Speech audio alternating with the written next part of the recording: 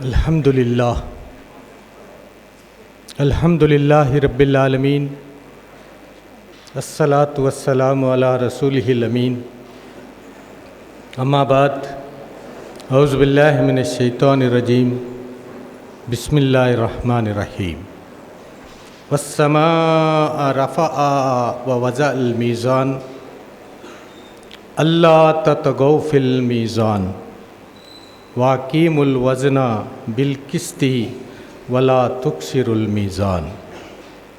ಸರ್ವಸ್ತುತಿ ಸ್ತೋತ್ರಗಳು ನನ್ನನ್ನು ನಿಮ್ಮನ್ನು ಈ ಭೂಮಿಯ ಆಕಾಶಗಳನ್ನು ಹಾಗೂ ಅದರ ನಡುವೆ ಇರುವ ಸಕಲ ಚರಾಚರಗಳನ್ನು ಸೃಷ್ಟಿಸಿ ಪರಿಪಾಲಿಸುತ್ತಿರುವ ಆ ಏಕೈಕನು ಮಹೋನ್ನತನು ಆದಿಯು ಅನಂತನೂ ಆದಂತಹ ನಮ್ಮೆಲ್ಲರ ಸೃಷ್ಟಿಕರ್ತನಿಗೆ ಮೀಸಲು. ಆತನ ಅಪಾರ ಅನುಗ್ರಹಗಳು ವರ್ಷಿಸಲಿ ಮಾನವ ಕಲ್ಯಾಣಕ್ಕಾಗಿ ಮಾನವ ಮಾರ್ಗದರ್ಶನಕ್ಕಾಗಿ ಆಗಮಿಸಿದ ಸಕಲ ಪ್ರವಾದಿಗಳ ಮೇಲೆ, ಸಕಲ ಸಂದೇಶ ವಾಹಕರುಗಳ ಮೇಲೆ ಹಾಗೂ ಆತನ ಎಲ್ಲ ಸತ್ಯಸಂಧ ದಾಸರುಗಳ ಮೇಲೆ, ವೇದಿಕೆಯ ಮೇಲೆ ಉಪಸ್ಥಿತರಿರುವ ಗೌರವಾನ್ವಿತ ಬಸವರಾಜ ಸ್ವಾಮೀಜಿಯವರೇ, ಮೌಲಾನಾ ಅನ್ವರ್ ಪಾಷಾ ಉಮ್ರಿಯವರೇ, ಸುರೇಶ್ ಕುರ್ಡಿಯವರೇ, ಶ್ರೀಮತಿ ಮಂಜುಳಾ ಅವರೇ, ಸೈಯದ್ ಅಕ್ಬರ್ ಅವರೇ ಹಾಗೂ ಇನ್ನಿತರ ಗಣ್ಯರೇ, ನಮ್ಮ ಮುಂದೆ ಇರುವಂತಹ ನನ್ನೆಲ್ಲ ಸಹೋದರ ಸಹೋದರಿಯರೇ, ಹಿರಿಯರೇ, ಮುದ್ದು ಮಕ್ಕಳೇ, ಮಾಧ್ಯಮ ಮಿತ್ರರೇ, ಅಸ್ಸಲಾಮು ಅಲೈಕುಂ ವರಹಮತುಲ್ಲಾಹಿ ವಬರಕಾತು. ಒಂದು ಸುಂದರ ಸಂಜೆಯಲ್ಲಿ ನಾವಿವತ್ತು ಭಾಗಿಯಾಗಿದ್ದೇವೆ. ಇದು ಖಂಡಿತವಾಗಿ ಒಂದು ಅಪ್ಪಟ ಧರ್ಮದ ವೇದಿಕೆ.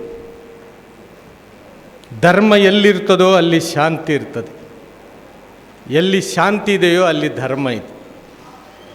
ಶಾಂತಿ ಹೇಳುವಂಥದ್ದು ಧರ್ಮದ ಇನ್ನೊಂದು ವಾಕ್ಯ ಅದು. ಅದಕ್ಕಾಗಿಯೇ ದಾರ್ಶನಿಕರು ಹೇಳ್ತಾ ಬಂದದ್ದು, ಧರ್ಮ ಯಾವಾಗಲೂ ಅಮೃತವಾಗಿರಬೇಕೇ ಹೊರತು ಧರ್ಮ ಯಾವಾಗಲೂ ಅಫೀಮ್ ಆಗಬಾರ್ದು ಅಂತ. ಧರ್ಮ ಅಫೀಮ್ ಆದಾಗ ಏನಾಗ್ತದೆ ಅಂತ ಹೇಳಿದ್ರೆ ಅಂಧಕಾರ ಕವಿಯುತ್ತದೆ, ಮೌಢ್ಯ ಕವಿಯುತ್ತದೆ. ಧರ್ಮ ಆಗಿರಬೇಕು ಅಂತೇಳಿದರೆ ಆ ಧರ್ಮದಂತೆ ಮಾತಾಡುವುದು ಹೇಳುವುದು ಮಾತ್ರ ಅಲ್ಲ, ಬದಲಾಗಿ ಆ ಧರ್ಮದ ಅನುಯಾಯಿ ಅಂತೇಳಿ ಹೇಳಿಕೊಳ್ಳುವವರು ಆ ಧರ್ಮವನ್ನು ಸಾಕ್ಷಾತ್ ತಮ್ಮ ಜೀವನದಲ್ಲಿ ಅಳವಡಿಸಿ ಈ ಜಗತ್ತಿಗೆ ಮಾದರಿಯಾಗಬೇಕು, ಈ ಸಮಾಜಕ್ಕೆ ಮಾದರಿಯಾಗಬೇಕು. ಸರಿಸುಮಾರು 1500 ವರ್ಷಗಳ ಹಿಂದೆ ಈ ಜಗತ್ತು ಕಂಡಂತಹ ಪ್ರವಾದಿ ಮುಹಮ್ಮದ್ ಪೈಗಂಬರನ್ನು ಯಾಕೆ ಜಗತ್ತಿನಲ್ಲಿ ಇವತ್ತಿಗೂ ಕೂಡ ನೆನಪಿಸ್ತಾರೆ ಅಂತ, ಈ ಜಗತ್ತಿನ 2ನೆಯ ದೊಡ್ಡ ಜನಸಂಖ್ಯೆಯಾದಂತಹ ಮುಸ್ಲಿಂ ಸಮಾಜ ಅವರನ್ನು ಯಾಕೆ ತನ್ನ ಪ್ರಾಣಕ್ಕಿಂತ ಜಾಸ್ತಿ ಪ್ರೀತಿಸ್ತದೆ ಅಂತ, ತನ್ನ ತಂದೆಗಿಂತ, ತನ್ನ ತಾಯಿಗಿಂತ, ತನ್ನ ಮಕ್ಕಳಿಗಿಂತ, ತನ್ನ ಬಂಧುಗಳಿಗಿಂತ ಸ್ವತಃ ತಾನು ಅದಕ್ಕಿಂತ ಜಾಸ್ತಿಯಾಗಿ ಯಾಕೆ ಪ್ರವಾದಿ ಮುಹಮ್ಮದ್ ಪೈಗಂಬರರನ್ನು ಪ್ರೀತಿಸ್ತದೆ ಅಂದರೆ, ಆ ಪೈಗಂಬರರನ್ನು ಈ ಜಗತ್ತಿಗೆ ಮಾರ್ಗದರ್ಶಕರಾಗಿ ಕಳಿಸಿದ್ದು ಯಾರೇ ಮನುಷ್ಯರು ಸೇರಿ ಅಲ್ಲ. ಮನುಷ್ಯರು ನಿರ್ಮಾಣ ಮಾಡಿದಂತಹ ಸರಕಾರ ಸೇರಿ ಅಲ್ಲ. ಈ ಜಗತ್ತಿಗೆ ಬಂದ ಎಲ್ಲ ಪೈಗಂಬರರನ್ನು, ಈ ಜಗತ್ತಿಗೆ ಬಂದ ಎಲ್ಲ ಪ್ರವಾದಿಗಳನ್ನು, ಈ ಜಗತ್ತಿಗೆ ಬಂದ ಎಲ್ಲ ಸಂದೇಶವಾಹಕರನ್ನು ಆಯ್ಕೆ ಮಾಡಿದ್ದು ಈ ಜಗತ್ತನ್ನು ಸೃಷ್ಟಿಸಿದವನು. ಇದು ಮಾನವರ ಆಯ್ಕೆ ಅಲ್ಲ ನನ್ನ ಮಿತ್ರರೇ, ಇದು ಸರಕಾರದ ಆಯ್ಕೆ ಅಲ್ಲ, ಸರಕಾರದ ಒಕ್ಕೂಟಗಳ ಆಯ್ಕೆ ಅಲ್ಲ, ಪ್ರವಾದಿಗಳ ಆಯ್ಕೆ ಆ ಜಗತ್ರಕ್ಷಕನು ಮಾಡಿದ್ದಾನೆ. ಯಾರು ಯಾವ ಜಗತ್ತನ್ನು ಸೃಷ್ಟಿ ಮಾಡಿದ್ದಾನೋ, ನಾನು ಅಧ್ಯಾಯ 55ರ 7, 8 ಮತ್ತು 9ನೆಯ 3 ಸೂಕ್ತ ನಿಮ್ಮ ಮುಂದೆ ಪಠಿಸಿದೆ.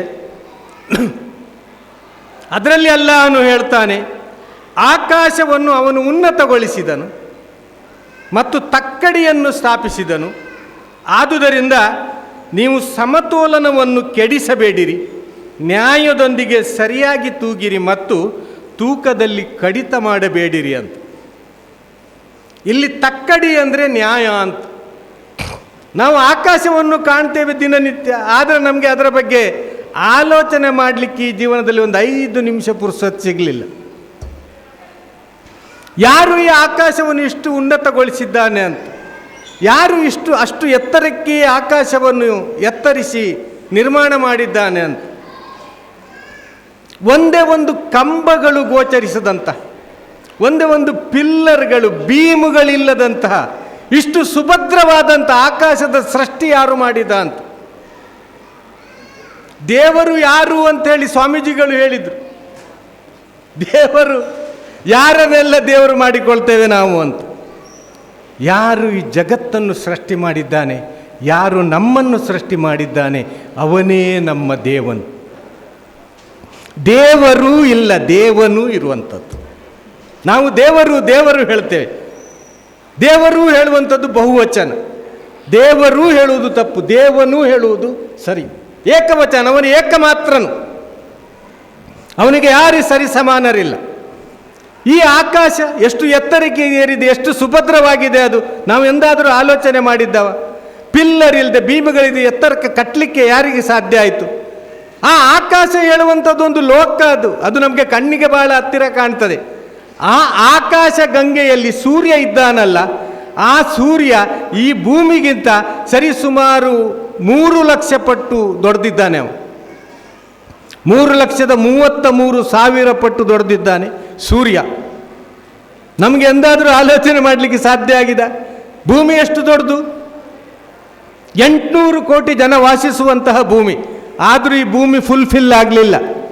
ಇನ್ನು 800 ಕೋಟಿ ಹಾಕಿದ್ರೂ ಈ ಭೂಮಿಯಲ್ಲಿ ಜಾಗ ಇದೆ. ಈ ಭೂಮಿಯು ಕೂಡ ಹೇಗಿದೆ ಅಂದರೆ, ನಮ್ಮೆಲ್ಲರನ್ನು ಹಿಡ್ಕೊಂಡು ಈ ಭೂಮಿ ತಿರುಗುತ್ತಾ ಇದೆ. ಇದು ತಿರುಗುವುದಿಲ್ಲ ಅಂತ ಹೇಳಿದರೆ ನಮಗೆ ಹಗಲು ಮತ್ತು ರಾತ್ರಿ ಆಗುವುದಿಲ್ಲ. ಇದು ವಿಜ್ಞಾನ ತೋರಿಸಿದಂತಹ ಸತ್ಯ. ಈ ಭೂಮಿಯಲ್ಲಿ 800 ಕೋಟಿ ಜನ ಮತ್ತು 10 ಪಟ್ಟು ಭೂಮಿ ಖಾಲಿ, ಮತ್ತು ಅದರಲ್ಲಿ ಮನುಷ್ಯ ಮಾತ್ರ ಇರುವುದಲ್ಲ, ಪ್ರಾಣಿಗಳಿವೆ, ಪಕ್ಷಿಗಳಿವೆ, ಮರ ಗಿಡಗಳಿವೆ, ನಮ್ಮ ಮನೆಗಳಿವೆ, ನಮ್ಮ ಶಿಕ್ಷಣ ಸಂಸ್ಥೆಗಳಿವೆ, ನಮ್ಮ ಕಾರ್ಖಾನೆಗಳಿವೆ. ಏನಿದೆ ಈ ಭೂಮಿಯಲ್ಲಿ? ಈ ಎಲ್ಲವನ್ನು ಹಿಡ್ಕೊಂಡು ಈ ಭೂಮಿಯನ್ನು ಪ್ರತಿನಿತ್ಯ ಪ್ರತಿ ಸೆಕೆಂಡು ಯಾರು ತಿರುಗಿಸ್ತಾ ಇದ್ದಾನೆ? ಯಾವ ಮೆಷಿನರಿ ಅದು? ಯಾರು ಈ ಭೂಮಿಯನ್ನು ತಿರುಗಿಸ್ತಾ ಇದ್ದಾನೆ? ಚಾಚು ತಪ್ಪದೆ 1 ನಿಮಿಷ ಪುರುಸತ್ತಿಲ್ಲದೆ ಈ ಭೂಮಿ ತಿರುಗುತ್ತಾ ಇದೆ. ಇದು ಯಾವ ಸರ್ಕಾರ ತಿರುಗಿಸುವಂಥದ್ದಲ್ಲ, ಯಾವ ವ್ಯವಸ್ಥೆ ತಿರುಗಿಸುವಂಥದ್ದಲ್ಲ. ಯಾರು ಈ ಭೂಮಿಯನ್ನು ಸೃಷ್ಟಿ ಮಾಡಿದ್ದಾನೋ ಅವನು ತಿರುಗಿಸ್ತಾ ಇದ್ದಾನೆ. ನಮಗೆ ಅರಿವಿಲ್ಲದೆ ಅವನು ತಿರುಗಿಸ್ತಾ ಇದ್ದಾನೆ. ಅವನೇ ದೇವನು. ಈ ಸೂರ್ಯನು ಖಾಲಿ ಬೆಳಕು ಮಾತ್ರ ಅಲ್ಲ. ಕುರಾನ್ ಹೇಳ್ತದೆ ಶಿರಾಜಂ ವಹಾಜ ಅಂತ. ಸೂರ್ಯನಲ್ಲಿ ಕೇವಲ ಬೆಳಕು ಇರುವುದು ಮಾತ್ರ ಅಲ್ಲ, ಸೂರ್ಯನಲ್ಲಿ ಶಾಖ ಇದೆ. ಅದರಲ್ಲಿ ಶಾಖ ಇದೆ ಮತ್ತು ಪ್ರಕಾಶ ಇದೆ. ಅದರಲ್ಲಿ ಪ್ರಕಾಶದ ಕಾರಣ ನಮಗೆ ಬೆಳಕಾಗ್ತದೆ. ಆದರೆ ಆ ಶಾಖದ ಕಾರಣ ನಮ್ಮ ಸಾಗರದ ನೀರು ಆವಿಯಾಗ್ತದೆ. ಸಾಗರದ, ನದಿಯ, ಹಳ್ಳಗಳ ನೀರು ಆವಿಯಾಗುವುದಕ್ಕೆ ಸೂರ್ಯನ ಶಾಖ ಬೇಕು. ನಾವು ಎಂದಾದರೂ ಆಲೋಚನೆ ಮಾಡಿದ್ದೇವ? ಒಂದು ದಿವಸಕ್ಕೆ ಎಷ್ಟು ಗ್ಯಾಲನ್ ನೀರು ಲಿಫ್ಟ್ ಆಗ್ತದೆ ಅಂತೇಳಿ? ಆ ನೀರು ಲಿಫ್ಟ್ ಆಗುವುದು ಮಾತ್ರ ಅಲ್ಲ, ಬದಲಾಗಿ ಅವು ಮೋಡಗಳ ರೂಪದಲ್ಲಿ ಕಟ್ತವೆ. ಆ ಮೋಡಗಳಿಗೆ ಗಾಳಿ ಬೀಸಿದಾಗ ಅದು ಎಲ್ಲಿ ಬೇಕೋ ಅಲ್ಲಿ ಮಳೆಯಾಗಿ ಪಸರಿಸ್ತದೆ. ಯಾರು ಈ ನೀರನ್ನು ಮೇಲೆ ಕೆತ್ತಲಿಕ್ಕೆ ವ್ಯವಸ್ಥೆ ಮಾಡಿದವನು? ಯಾರು ಆ ಮೋಡಗಳನ್ನು ಕಟ್ಟುವವನು? ಯಾರು ಆ ಮೋಡಗಳಿಗೆ ಗಾಳಿಯನ್ನು ಬೀಸುವವನು? ಯಾರು ಆ ಮೋಡಗಳಿಂದ ಮಳೆಯನ್ನು ಸುರಿಸುವವನು? ಯಾರು ಆ ಮಳೆಯ ಮೂಲಕ ನಮಗೆ ಕುಡಿಯುವ ನೀರು, ನಮ್ಮ ಹೊಲ ಬೇಸಾಯಕ್ಕೆ ಬೇಕಾದಂತಹ ನೀರು, ನಮ್ಮ ಕಾರ್ಖಾನೆಗಳಿಗೆ, ನಮ್ಮ ಪ್ರಾಣಿ ಪಕ್ಷಿಗಳಿಗೆ, ನಮ್ಮ ಗಿಡ ಮರಗಳಿಗೆ ನೀರು ಒದಗಿಸುವವನು ಯಾರು? ಈ ಆಕಾಶ, ಈ ಭೂಮಿ, ಈ ಸೂರ್ಯ, ಈ ನಕ್ಷತ್ರ, ಈ ಗ್ಯಾಲಕ್ಸಿಗಳು. ನಕ್ಷತ್ರದ ಗಾತ್ರ ಎಷ್ಟು? ಭೂಮಿಗಿಂತ 3,33,000 ಪಟ್ಟು ಸೂರ್ಯ ದೊಡ್ಡವನು. ಆ ಸೂರ್ಯನಿಗಿಂತ ಒಂದೊಂದು ನಕ್ಷತ್ರಗಳು ಲಕ್ಷಾಂತರ ಪಟ್ಟು ದೊಡ್ಡದು. ಇದು ಕೂಡ ವಿಜ್ಞಾನ ಸಾಬೀತು ಮಾಡಿದಂತಹ ವಿಷಯಗಳು. ಅಂದರೆ ನಾನು ಹೇಳಲಿಕ್ಕೆ ಹೊರಟಿರುವಂತಹದ್ದು ಈ ಆಕಾಶ ಎಷ್ಟು ದೊಡ್ಡ ಲೋಕ ಅಂತ. ಇದು ಎಷ್ಟು ದೊಡ್ಡ ಲೋಕ, ಎಷ್ಟು ಅಗಾಧ ಲೋಕ ಇದು. ಅದರಲ್ಲಿ ನಾವು ವಾಸ ಮಾಡ್ತಾ ಇದ್ದೇವೆ, ಅದರಲ್ಲಿ ನಾವು ಜೀವಿಸ್ತಾ ಇದ್ದೇವೆ. ಅಲ್ಲಾಹನು ಹೇಳ್ತಾನೆ, ಆಕಾಶವನ್ನು ಅವನು ಉನ್ನತಗೊಳಿಸಿದನು ಮತ್ತು ತಕ್ಕಡಿಯನ್ನು ಸ್ಥಾಪಿಸಿದನು. ತಕ್ಕಡಿ ಯಾಕೆ? ಅವನು ನ್ಯಾಯವನ್ನು ಸ್ಥಾಪಿಸಿದನು ಅಂತ. ನ್ಯಾಯ ಅಂದರೆ ಏನು? ಈ ಸೂರ್ಯ, ಈ ಚಂದ್ರ, ಈ ನಕ್ಷತ್ರ, ಈ ಗ್ರಹಗಳು, ಈ ಭೂಮಿ, ಈ ಆಕಾಶ, ಈ ಗಾಳಿ, ಈ ನೀರು, ಈ ಮರ ಮಟ್ಟುಗಳು, ಈ ಪ್ರಾಣಿ ಪಕ್ಷಿಗಳು, ಇವೆಲ್ಲವುಗಳು ಕೂಡ ಕುರಾನ್ ಹೇಳ್ತದೆ ದೇವನಿಗೆ ಸಾಷ್ಟಾಂಗ ಮಾಡ್ತವೆ ಅಂತ. ಇವೆಲ್ಲವೂ ಕೂಡ ದೇವನಿಗೆ ಸಾಷ್ಟಾಂಗ ಮಾಡ್ತವೆ ಅಂತ. ದೇವನಿಗೆ ಸಾಷ್ಟಾಂಗ ಮಾಡುವಂತಹ ಕ್ರಮ ಈ ಎಲ್ಲ ಜೀವ ಜಲ ಜಂತುಗಳಿಗೆ ಗೊತ್ತಿದೆ ಮತ್ತು ಅವು ಎಲ್ಲವೂ ಕೂಡ ಅವನ ದಾಸ್ಯವನ್ನು ಪ್ರಕಟ ಮಾಡ್ತವೆ ಅಂತ. ಸೂರ್ಯ ಅವನ ದಾಸ, ಚಂದ್ರ ಅವನ ದಾಸ, ನಕ್ಷತ್ರ ಅವನ ದಾಸ, ಈ ಭೂಮಿ ಅವನ ದಾಸ, ಈ ಆಕಾಶ ಅವನ ದಾಸ. ಹೇಗೆ ದಾಸ? ಎಲ್ಲವೂ ಕೂಡ ಅವನು ಸ್ಥಾಪಿಸಿದ ನ್ಯಾಯದಲ್ಲಿ ಅವು ಕಟಿಬದ್ಧವಾಗಿವೆ. ಎಲ್ಲವೂ ಕೂಡ ಅವನ ಅಂಕಿತದಲ್ಲಿದೆ, ಅವನ ಹತೋಟಿಯಲ್ಲಿದೆ. ಅವ ಯಾವ ರೀತಿ ಅದಕ್ಕೆ ಆಜ್ಞೆ ಕೊಟ್ಟಿದ್ದಾನೋ ಆ ರೀತಿ ಅದು ಚಾಚು ತಪ್ಪದೆ, ಒಂದು ನಿಮಿಷ ಪುರುಸತ್ತು ಮಾಡದೆ ಅವೆಲ್ಲವೂ ಕೂಡ ಅವನ ದಾಸ್ಯಕ್ಕೆ ಒಳಗಾಗಿದೆ. ಯಾಕೆ? ಈ ಮನುಷ್ಯ ಬದುಕಬೇಕು ಹೇಳುವಂತಹ ಕಾರಣಕ್ಕೆ, ಈ ಮನುಷ್ಯ ಇಲ್ಲಿ ಜೀವಂತ ಇರಬೇಕು ಹೇಳುವಂತಹ ಕಾರಣಕ್ಕೆ. ಅವನು ಈ ಲೋಕವನ್ನು ಸೃಷ್ಟಿ ಮಾಡಿದ್ದು ಅವನಿಗಾಗಿ ಅಲ್ಲ, ಅವನ ಧರ್ಮಕ್ಕಾಗಿ ಅಲ್ಲ. ಈ ಲೋಕ ಸೃಷ್ಟಿಯಾಗಿರುವುದು ಮನುಷ್ಯನಿಗಾಗಿ ಮತ್ತು ಮನುಷ್ಯತ್ವಕ್ಕಾಗಿ. ಈ ಲೋಕದ ಸೃಷ್ಟಿ ಆ ಕಾರಣಕ್ಕಾಗಿ ಆಗಿದೆ. ಅದಕ್ಕೆ ಪ್ರವಾದಿಗಳು ಹೇಳಿದ್ದು, ನೀವು ನ್ಯಾಯ ಸ್ಥಾಪಿಸಿ ಅಂತ. ಯಾವ ರೀತಿ ಆಕಾಶ ಲೋಕದಲ್ಲಿ ನ್ಯಾಯ ಇದೆಯೋ ಅದೇ ರೀತಿಯಲ್ಲಿ ಭೂಲೋಕದಲ್ಲಿಯೂ ಕೂಡ ನ್ಯಾಯ ಬೇಕು ಅಂತ. ಪ್ರವಾದಿಗಳನ್ನು ಕಳುಹಿಸಿದಂಥ ಉದ್ದೇಶ ಅದು ನ್ಯಾಯದ ಸ್ಥಾಪನೆ ಆಗಬೇಕು ಅಂತ. ಆದರೆ ನ್ಯಾಯ ಮರೀಚಿಕೆ ಆಗ್ತಾ ಇದೆ. ದೇವನನ್ನು ನಂಬುವುದು, ಅವನನ್ನು ಒಪ್ಪುವುದು, ಅವನನ್ನು ಮಾತ್ರ ಆರಾಧಿಸುವುದು ನ್ಯಾಯ.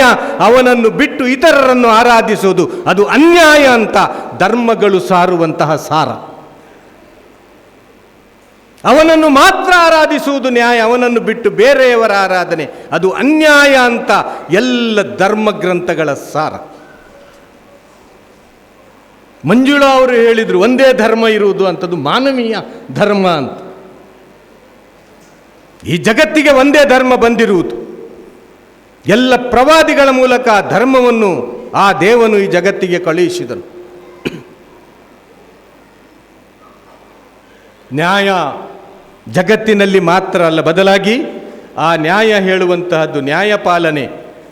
ಕುರಾನ್ ಅಧ್ಯಾಯ 6 ಸೂಕ್ತ 8ರಲ್ಲಿ ಹೇಳ್ತದೆ, ಇನ್ನಲ್ಲಾಹ ಯುಹಿಬ್ಬುಲ್ ಮುಕ್ಸಿತೀನ್ ಅಂತ. ಅಲ್ಲಾಹನು ನ್ಯಾಯಪಾಲನೆ ಮಾಡುವವರನ್ನು ಪ್ರೀತಿಸುತ್ತಾನೆ ಅಂತ. ನ್ಯಾಯಪಾಲನೆ ಅಂದರೆ ಅದು ಮನೆಯಲ್ಲಿಯೂ ಕೂಡ ನ್ಯಾಯಪಾಲನೆ ಆಗಬೇಕು. ಮಡದಿಯೊಂದಿಗೆ ಗಂಡ ನ್ಯಾಯಪಾಲನೆ ಮಾಡಬೇಕು, ಗಂಡನೊಂದಿಗೆ ಮಡದಿ ನ್ಯಾಯಪಾಲನೆ ಮಾಡಬೇಕು, ಗಂಡ ಹೆಂಡತಿ ಮಕ್ಕಳೊಂದಿಗೆ ನ್ಯಾಯಪಾಲನೆ ಮಾಡಬೇಕು, ಮಕ್ಕಳು ತಂದೆ ತಾಯಿಯೊಂದಿಗೆ ನ್ಯಾಯಪಾಲನೆ ಮಾಡಬೇಕು. ಅಧ್ಯಾಯ 4 ಸೂರ 134 ನಮ್ಮ ಮುಂದೆ ಪಠಿಸಿದರು. ಅದರಲ್ಲಿ ಹೇಳಲಾಯಿತು, ವಿಶ್ವಾಸಿಗಳೇ, ನೀವು ಕಟ್ಟುನಿಟ್ಟಾಗಿ ಸದಾ ನ್ಯಾಯವನ್ನು ಪಾಲಿಸುವವರಾಗಿರಿ, ಹಾಗೂ ಅಲ್ಲಾಹನಿಗಾಗಿ ಸತ್ಯದ ಪರ ಸಾಕ್ಷಿ ಹೇಳುವವರಾಗಿರಿ. ಅದು ಸ್ವತಃ ನಿಮ್ಮ ವಿರುದ್ಧವಿದ್ದರೂ, ನಿಮ್ಮ ತಂದೆ ತಾಯಿಯ ವಿರುದ್ಧ ಇದ್ದರೂ, ಅಥವಾ ಹತ್ತಿರದ ಬಂಧುಗಳ ವಿರುದ್ಧವಾಗಿದ್ದರೂ ಸರಿಯೇ. ಯಾಕೆ ನ್ಯಾಯ ಪಾಲಿಸಲಿಕ್ಕೆ ಹೇಳಲಾಗಿದ್ದು? ಕುರಾನ್ನಲ್ಲಿ ತಂದೆ ಮತ್ತು ತಾಯಿಗಳ ಆರೈಕೆಯ ಘಟನೆಗಳು ಬರ್ತವೆ. ಪ್ರವಾದಿಗಳು ಹೇಳುತ್ತಾರೆ, ನಿಮ್ಮ ತಂದೆ ತಾಯಿಗಳೇ ನಿಮ್ಮ ಸ್ವರ್ಗ, ನಿಮ್ಮ ತಂದೆ ತಾಯಿಗಳೇ ನಿಮ್ಮ ನರಕ ಅಂತ. ಅನುಯಾಯಿಗಳು ಪ್ರಶ್ನೆ ಮಾಡ್ತಾರೆ, ಏನು ಪ್ರವಾದಿಗಳೇ, ಪೈಗಂಬರರೇ, ಏನು ಈ ಮಾತಿನ ಅರ್ಥ ಅಂತ. ಯಾವ ತಂದೆ ತಾಯಿಯನ್ನು ಅವರ ಮಕ್ಕಳು ಬಾಲ್ಯದಲ್ಲಿ ಸಾಕಿ ಸಲಹಿ ಮಕ್ಕಳನ್ನು ನಾವು ಹೇಗೆ ದೊಡ್ಡವರನ್ನಾಗಿ ಮಾಡ್ತೇವೋ ಆ ರೀತಿಯಿಂದ ಪ್ರೀತಿ ವಿಶ್ವಾಸದಿಂದ ಅವರಿಗೆ ಗೌರವ ಕೊಟ್ಟು ಅವರ ಮುಖದಲ್ಲಿ ನಗು ಬರುವಂತೆ ಮಾಡಿದರೆ ಆ ಮಕ್ಕಳಿಗೆ ಸ್ವರ್ಗ ಇದೆ ಅಂತ ಪೈಗಂಬರರು ಸಾರಿದರು. ಯಾರು ತಂದೆ ತಾಯಿಯನ್ನು ಪಡೆದು ಅವರ ಮುದಿ ಪ್ರಾಯದಲ್ಲಿ ಅವರ ಆರೈಕೆ ಮಾಡದೆ, ಅವರಿಗೆ ಮರ್ಯಾದೆ ಕೊಡದೆ, ಅವರ ಕಣ್ಣಲ್ಲಿ ಕಣ್ಣೀರನ್ನು ತರಿಸಿದರೆ ಅದು ನಿಮಗೆ ನರಕ ಅಂತ ಪೈಗಂಬರರು ಹೇಳಿದರು. ನೀವು ತಂದೆ ತಾಯಿಗಳ ಮುಂದೆ ಸದಾ ಬಾಗಿಕೊಂಡಿರಿ, ನಿಮ್ಮ ಭುಜಗಳನ್ನು ತಗ್ಗಿಸಿಡಿ ಅಂತೇಳಿ ಪೈಗಂಬರರು ಹೇಳಿದರು. ನಾವೇನು ಮಾಡ್ತೇವೆ ನಮ್ಮ ತಂದೆ ತಾಯಿಗಳಿಗೆ? ದೊಡ್ಡ ದೊಡ್ಡ ಯೂನಿವರ್ಸಿಟಿಗಳಿಂದ ಶಿಕ್ಷಣ ಪಡಿತೇವೆ, ದೊಡ್ಡ ದೊಡ್ಡ ಶಿಕ್ಷಿತರಾಗಿದ್ದೇವೆ, ನಾವು ಕೈ ತುಂಬ ಸಂಬಳ ಬರ್ತದೆ. ತಂದೆ ತಾಯಿಯಲ್ಲಿದ್ದಾರೆ ಅಂದರೆ ವೃದ್ಧಾಶ್ರಮದಲ್ಲಿದ್ದಾರೆ ಅಂತೇಳಿ ಹೇಳ್ತೇವೆ ನಾವು. ವೃದ್ಧಾಶ್ರಮಗಳ ಸಂಖ್ಯೆ ಜಾಸ್ತಿ ಆಗ್ತಾ ಇದೆ. ತಹಸೀಲ್ದಾರರ ಹತ್ರ ಕೇಳಿ, ವರ್ಷಕ್ಕೆ ಎಷ್ಟು ವೃದ್ಧಾಶ್ರಮಗಳು ಹುಡ್ತವೆ ಅಂತ. ಯಾಕೆ ವೃದ್ಧಾಶ್ರಮಗಳು ಹುಡ್ತವೆ? ಯಾಕೆ ಅಂದರೆ 8-10 ಹೆತ್ತ ಆ ತಾಯಿ, ಅವಳ ಹೊಟ್ಟೆಯಲ್ಲಿ 8-10 ಮಕ್ಕಳಿಗೆ ಜಾಗ ಇರ್ತದೆ. ಆದರೆ ಆ ತಂದೆ ತಾಯಿಗೆ ಮಕ್ಕಳ ಮನೆಯಲ್ಲಿ ಒಂದು ಗೇಣು ಜಾಗ ಇರುವುದಿಲ್ಲ. ಅದಕ್ಕಾಗಿ ವೃದ್ಧಾಶ್ರಮಗಳು ಬೆಳೀತಾ ಇರುವಂಥದ್ದು. ಎಲ್ಲಿದೆ ನ್ಯಾಯ? ನನ್ನ ಮನೆಯಲ್ಲಿದೆ ನ್ಯಾಯ? ನನ್ನ ಮನೆಯಲ್ಲಿ ನ್ಯಾಯ ಇದೆ, ಆದರೆ ನನ್ನ ತಂದೆ ತಾಯಿಗಳ ಹಾರೈಕೆ ನಾನು ನನ್ನ ಹೆಂಡತಿ ಸೇರಿ ಮಾಡಬೇಕು. ಅದು ನ್ಯಾಯದ ಮನೆ ಅಂತೇಳಿ ಹೇಳ್ಬೋದು, ಅದು ಧರ್ಮದ ಮನೆ ಅಂತೇಳಿ ಹೇಳ್ಬೋದು. ನನ್ನ ತಂದೆ ತಾಯಿಗಳು ವೃದ್ಧಾಶ್ರಮಕ್ಕೆ ಅಟ್ಟಿ ನಾನು ನ್ಯಾಯ ಹೇಳಿದರೆ ನ್ಯಾಯದ ಸ್ಥಾಪನೆ ಆಗಲಿಲ್ಲ. ಅತಿ ಹೆಚ್ಚು ಓದಿದವರ ಕಾರಿನಲ್ಲಿ ಇವತ್ತು ಏನು ನಾನು ಬೆಂಗಳೂರಿನಲ್ಲಿ ನೆಲೆಸ್ತಾ ಇದ್ದೇನೆ. ಜಮಾತೆ ಇಸ್ಲಾಮಿನ ಕಾರಣ ನಾನು ಬೆಂಗಳೂರಿನಲ್ಲಿದ್ದೇನೆ. ನಾನಿವತ್ತು ಬೆಳಗಿನಿಂದ ಸಂಜೆ ತನಕ ಕೆಲವು ಕಾರುಗಳನ್ನು ಕಾಣಲಿಕ್ಕೆ ಸಾಧ್ಯ ಆಗ್ತದೆ. ಅಲ್ಲಿ ಯುವ ಗಂಡ ಹೆಂಡತಿ ಮುಂದಿನ ಸೀಟಿನಲ್ಲಿದ್ದರೆ ಅವರ ಹಿಂದಿನ ಸೀಟಿನಲ್ಲಿ ಒಂದು ನಾಯಿ ಮರಿ ಇರುತ್ತದೆ. ಬಹಳ ಗೌರವ ಅಂತ ತಿಳ್ಕೊಂಡಿದ್ದಾರೆ. ಹಿಂದಿನ ಸೀಟಿನಲ್ಲಿ ನಾಯಿ ಮರಿ ಇರುವುದು ಬಹಳ ಗೌರವ ಅಂತೇಳಿ ತಿಳ್ಕೊಂಡಿದ್ದಾರೆ. ಆ ಹಿಂದಿನ ಸೀಟಿನಲ್ಲಿ ಅವರ ತಂದೆ ತಾಯಿಗಳಿರಬೇಕು, ಆವಾಗ ಅವರಿಗೆ ಗೌರವ ಅಂತೇಳಿ ಹೇಳ್ಬೋದಿತ್ತು. ಆ ನಾಯಿ ಮರಿಗೆ ಕೊಡುವ ಗೌರವ ಇವತ್ತು ಅವರನ್ನು ಹೆತ್ತಿ ಸಾಕಿ ಸಲಹಿದ ತಂದೆ ತಾಯಿಗಳಿಗೆ ಇಲ್ಲದೆ ಹೋಯ್ತಲ್ಲ. ಅದು ಅನ್ಯಾಯದ ಪರಮಾವಧಿ. ಅದು ಅನ್ಯಾಯದ ಪರಮಾವಧಿ. ಅಷ್ಟು ಮಾತ್ರ ಅಲ್ಲ, ಅದು ಈ ನಾಡಿಗೆ ತಟ್ಟಿದ ಶಾಪ ಅಂತೇಳಿ ಈ ಸಂದರ್ಭದಲ್ಲಿ ಹೇಳಲಿಕ್ಕೆ ಬಯಸ್ತೇನೆ. ಎಲ್ಲಿ ತಂದೆ ತಾಯಿಗಳ ಗೌರವವಿಲ್ಲವೋ, ಎಲ್ಲಿ ತಂದೆ ತಾಯಿಗಳಿಗೆ ಆಶ್ರಯವವಿಲ್ಲವೋ ಆ ಮನೆಗೆ ಬೇರೆ ಯಾರು ಶಾಪ ಕೊಡಬೇಕಂತೇಳಿ ಇಲ್ಲ. ಆ ತಂದೆ ತಾಯಿಯ ಕಣ್ಣೀರೇ ಆ ಮಕ್ಕಳಿಗೆ ಶಾಪವಾಗಿ ಪರಿಣಮಿಸ್ತದೆ ಅಂತ ಪೈಗಂಬರರು ಹೇಳಿದಂತಹ ವಾಣಿ. ನ್ಯಾಯ ಬಂದಾಗ ದೇವಗ್ರಂಥ ಏನು ಹೇಳ್ತದೆ? ಅದು ನಿಮ್ಮ ತಂದೆ ತಾಯಿಗಳ ವಿರುದ್ಧವಾಗಿದ್ದರೂ ಸರಿಯೇ ಅಂತ. ನೀವು ನ್ಯಾಯದ ಪರ ವಹಿಸಬೇಕು ಅಂತ. ತಂದೆ ತಾಯಿಗಳಿಗೆ ಅಷ್ಟು ಗೌರವ ಕೊಟ್ಟು ಪೈಗಂಬರರು ಹೇಳಿದರು, ನಿಮ್ಮ ತಾಯಿಯ ಕಾಲಬುಡದಲ್ಲಿ ನಿಮ್ಮ ಸ್ವರ್ಗ ಇದೆ ಅಂತ. ನಿಮ್ಮ ತಂದೆ ನಿಮ್ಮ ಸ್ವರ್ಗಕ್ಕೆ ಬಾಗಿಲು ಅಂತ ಪೈಗಂಬರರು ಜಗತ್ತಿಗೆ ಸಾರಿದರು. ದೇವಗ್ರಂಥ ಹೇಳ್ತದೆ, ನ್ಯಾಯದ ವಿಷಯದಲ್ಲಿ ನಿನ್ನನ್ನು, ನಿನ್ನ ತಂದೆ ತಾಯಿಯನ್ನು, ನಿನ್ನ ಬಂಧು ಬಳಗವನ್ನು ಕೂಡ ನ್ಯಾಯ ಮೀರಿಸದೇ ಇರಲಿ ಅಂಥೇಳಿ ದೇವಗ್ರಂಥ ಸಾರಿತು. ನ್ಯಾಯ ಅಷ್ಟು ಪವರ್ಫುಲ್. ಅನ್ಯಾಯಕ್ಕೆ ಸಪೋರ್ಟ್ ಮಾಡುವ ಹಾಗಿಲ್ಲ. ನಾನು ಅದರಲ್ಲಿ ಸಿಲುಕಿದ್ದೇನೆ, ನಾನು ಅದಕ್ಕೆ ಲಂಚ ಕೊಟ್ಟು ನಾನು ಅದನ್ನು ಹೊರಗೆ ಬರ್ತೇನೆ ಹೇಳುವಾಗಿಲ್ಲ. ನ್ಯಾಯದಿಂದ ತಂದೆ ತಾಯಿಗಳನ್ನು ಬದುಕಿಸ್ತೇನೆ, ನನ್ನ ಕುಟುಂಬವನ್ನು ಬದುಕಿಸ್ತೇನೆ ಅಂತ ಹೇಳಿಲ್ಲ. ಪ್ರವಾದಿಗಳಲ್ಲಿ ಕೇಳ್ತಾರೆ, ಜನಾಂಗವನ್ನು ಪ್ರೀತಿಸುವುದು ಕೋಮುವಾದ ಆಗ್ತದೋ ಪೈಗಂಬರರೇ ಅಂತ. ನನ್ನ ಜನಾಂಗವನ್ನು ನಾನು ಪ್ರೀತಿಸಿದರೆ, ಉದಾಹರಣೆಗೆ ನಾನು ಮುಸ್ಲಿಮರನ್ನು ಪ್ರೀತಿಸಿದರೆ ಅದು ಜನಾಂಗವಾದವೇ, ಅದು ಕೋಮುವಾದವೇ ಅಂತೇಳಿ ಪೈಗಂಬರಲ್ಲಿ ಕೇಳಿದರೆ ಪೈಗಂಬರರು ಹೇಳ್ತಾರೆ, ನಿನ್ನ ಜನಾಂಗ ಅನ್ಯಾಯ ಮಾಡ್ತಾ ಇರುವಾಗ ನೀನು ಅವರನ್ನು ಸಪೋರ್ಟ್ ಮಾಡಿದರೆ ಅದು ಕೋಮುವಾದ ಅಂತೇಳಿ ಪ್ರವಾದಿಗಳು ಹೇಳ್ತಾರೆ. ನಿನ್ನ ಜನಾಂಗ ಅನ್ಯಾಯ ಮಾಡಿದರೆ, ನಿನ್ನ ಮಕ್ಕಳು ಅನ್ಯಾಯ ಮಾಡಿದರೆ, ನಿನ್ನ ತಂದೆ ತಾಯಿಗಳು ಅನ್ಯಾಯ ಮಾಡಿದರೆ ನೀನು ಯಾರ ಪರ ನಿಲ್ಲಬೇಕು? ನ್ಯಾಯದ ಪರ ನಿಲ್ಲಬೇಕು ಅಂಥೇಳಿ ಪ್ರವಾದಿಗಳು ಸಾರಿತು. ನಿನ್ನವರು ಹೇಳುವ ಕಾರಣಕ್ಕೆ ನೀನು ಅನ್ಯಾಯದ ಪರ ನಿಲ್ಲುವ ಹಾಗಿಲ್ಲ. ಕೋಮುವಾದಕ್ಕೆ ಕರೆ ಕೊಡುವವನು, ಕೋಮುವಾದವನ್ನು ಹೇಳಿಕೊಡುವವನು, ಕೋಮುವಾದಕ್ಕಾಗಿ ಪ್ರಾಣ ಕೊಡುವವನು ನಮ್ಮವನಲ್ಲ ಅಂಥೇಳಿ ಪೈಗಂಬರರು ಸಾರ್ತಾರೆ. ಕೋಮುವಾದಕ್ಕೂ ಧರ್ಮಕ್ಕೂ ಸಂಬಂಧ ಇಲ್ಲ. ಎಲ್ಲಿ ಕೋಮುವಾದ ಇರ್ತದೋ ಅಲ್ಲಿ ಧರ್ಮ ಇರುವುದಕ್ಕೆ ಸಾಧ್ಯ ಇಲ್ಲ.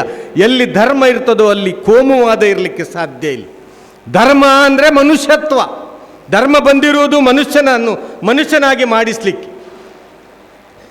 ಇದು ಕೇವಲ ವ್ಯಕ್ತಿಗಳಾಗಿ ಮಾತ್ರವಲ್ಲ. ಕುರಾನ್ ಹೇಳ್ತದೆ, ಅಧ್ಯಾಯ 4:58 ಜನರೊಳಗೆ ನೀವು ತೀರ್ಪು ನೀಡುವಾಗ ನ್ಯಾಯದೊಂದಿಗೆ ತೀರ್ಪು ನೀಡಿರೆಂದು ಅಲ್ಲಾಹನು ನಿಮಗೆ ಆಜ್ಞಾಪನೆ ನೀಡುತ್ತಾನೆ ಅಂತ. ನೀವು ನ್ಯಾಯವನ್ನು ಪಾಲಿಸಬೇಕು. ಒಂದು ವೇಳೆ ನಿಮ್ಮನ್ನು ನ್ಯಾಯಾಧೀಶರನ್ನಾಗಿ ನೇಮಕ ಮಾಡಿದರೆ ನೀವು ಅಲ್ಲಿಯೂ ಕೂಡ ನ್ಯಾಯ ಪಾಲಿಸಬೇಕು ಅಂತ. ಯಾರ ಬಳಿಯಾದರೂ ಅಧಿಕಾರ ಇದೆ, ಯಾರ ಬಳಿಯಾದರೂ ಜನಶಕ್ತಿ ಇದೆ, ಯಾರ ಬಳಿಯಾದರೂ ಸಂಪತ್ತಿದೆ ಹೇಳುವಂಥ ಕಾರಣಕ್ಕೆ ನ್ಯಾಯ ಮರೀಚಿಕೆ ಆಗಬಾರ್ದು. ನ್ಯಾಯದ ಸ್ಥಾನದಲ್ಲಿರಬೇಕು ಅಂತೇಳಿ ಹೇಳಲಾಗಿದೆ. ಪ್ರವಾದಿಯ ಕಾಲದಲ್ಲಿ ಮಗ್ಜೂಮ್ ಹೇಳುವಂಥ ಒಂದು ಉನ್ನತ ಕುಲದ ಸ್ತ್ರೀ ಕಳ್ಳತನ ಮಾಡ್ತಾಳೆ. ಕಳ್ಳತನ ಮಾಡುವಂಥದ್ದು ಆ ಸ್ತ್ರೀಯ, ಆ ಮಹಿಳೆಯ ಚಾಳಿಯಾಗಿತ್ತು. ಅದೊಂದು ದೊಡ್ಡ ಮನೆತನ, ಗೌರವದ ಮನೆತನ. ತುಂಬ ಓದು ಬರಹ ಬಲ್ಲವರು, ತುಂಬ ಸಂಪತ್ತುಳ್ಳವರು, ತುಂಬ ಅಧಿಕಾರವುಳ್ಳವರು ಆ ಕಾಲದಲ್ಲಿ ಆ ಜನಾಂಗದಲ್ಲಿತ್ತು. ಆ ಬುಡಕಟ್ಟು ವ್ಯವಸ್ಥೆ ಆವಾಗ ಇದ್ದಂಥದ್ದು. ಒಮ್ಮೆ ಮಹಿಳೆಯನ್ನು ಹಿಡಿತಾರೆ ಪ್ರಯತ್ನಪಟ್ಟು. ಅಲ್ಲಿಯ ಯುವಕರು ಸೇರಿ ಆ ಮಹಿಳೆಯನ್ನು ಹಿಡಿದು ಪ್ರವಾದಿಗಳ ಬಳಿ ಕರೆದುಕೊಂಡು ಹೋಗ್ತಾರೆ. ಈ ಮಹಿಳೆ ಉನ್ನತ ಮನೆತನದ ಮಹಿಳೆ, ಇವಳು ಕಳ್ಳತನ ಮಾಡುವುದು ಇವಳ ಚಾಳಿಯಾಗಿದೆ, ಈ ಮಹಿಳೆಗೆ ಶಿಕ್ಷೆ ಕೊಡಬೇಕು ಅಂತ ಪ್ರವಾದಿಗಳು ಹೇಳುತ್ತಾರೆ. ಇವಳಿಗೆ ಕೊಡುವ ಶಿಕ್ಷೆ ಅದು ಕೈ ಕಡಿಯುವುದಾಗಿದೆ ಅಂತ. ಅದು ಇಸ್ಲಾಂ ವಿಧಿಸುವಂತಹ ಶಿಕ್ಷೆ. ಆದರೆ ಆ ಶಿಕ್ಷೆ ಎಲ್ರಿಗೂ ಕೂಡ ಅನ್ವಯವಾಗುವುದಿಲ್ಲ. ಯಾರಾದರೂ ಹಸಿವಿಗಾಗಿ ಕದ್ದರೆ ಅವನಿಗೆ ಈ ಶಿಕ್ಷೆ ಜಾರಿಯಾಗುವುದಿಲ್ಲ, ಅವನಿಗೆ ಕ್ಷಮೆ ಜಾರಿಯಾಗ್ತದೆ. ಇದು ಇಸ್ಲಾಮಿನ ಸಿದ್ಧಾಂತ. ಇದು ಯಾರಾದರೂ ಹಸಿವಿಗಾಗಿ ಕದೀತಾನೆ, ಯಾರಾದರೂ ಬಟ್ಟೆಗಾಗಿ ಕದೀತಾನೆ, ಅವನಿಗೆ ಬಟ್ಟೆ ಇಲ್ಲ ಉಡ್ಲಿಕ್ಕೆ, ಅದಕ್ಕಾಗಿ ಕಳ್ಳತನ ಮಾಡ್ತಾನೆ. ಯಾರ ಮಕ್ಕಳಾದರೂ ಹಸಿವಿನಿಂದ ನರಳ್ತಾ ಇದ್ದಾನೆ, ಆವಾಗ ಅವ ಕಳ್ಳತನ ಮಾಡ್ತಾನೆ, ಅವನಿಗೆ ಶಿಕ್ಷೆ ಇಲ್ಲ. ಪೈಗಂಬರರು ಹೇಳಿದ್ರು ಅವನನ್ನು ಕ್ಷಮಿಸಿಬಿಡಿ ಅಂತ. ಇದ್ದವರು ಕದ್ದರೆ ಅವರಿಗೆ ಶಿಕ್ಷೆ ಯಾವುದು? ಕೈಯನ್ನು ಕಡಿಯುವುದು, ಈ ಬೆರಳುಗಳನ್ನು ಕಟ್ ಮಾಡಿ ಬಿಡುವಂಥದ್ದು. ಯಾಕೆ? ಕಳ್ಳತನ ಹೇಳುವಂಥದ್ದು ಸಮಾಜದಲ್ಲಿ ಬೆಳೆಯಬಾರದು ಹೇಳುವಂಥ ಕಾರಣಕ್ಕೆ. ಪ್ರವಾದಿಗಳು ಶಿಕ್ಷೆ ಜಾರಿ ಮಾಡಿದಾಗ ತಳಮಳಗೊಳ್ತಾರೆ ಎಲ್ಲ ಸಮಾಜದ ಜನರು. ಏನಾಯಿತು, ಇಷ್ಟು ದೊಡ್ಡ ಗೌರವದ ಮನೆತನದ ಒಬ್ಬ ಮಗಳಿಗೆ ಪ್ರವಾದಿಗಳು ಶಿಕ್ಷೆ ಜಾರಿ ಮಾಡಿದ್ರು ಅಂತ.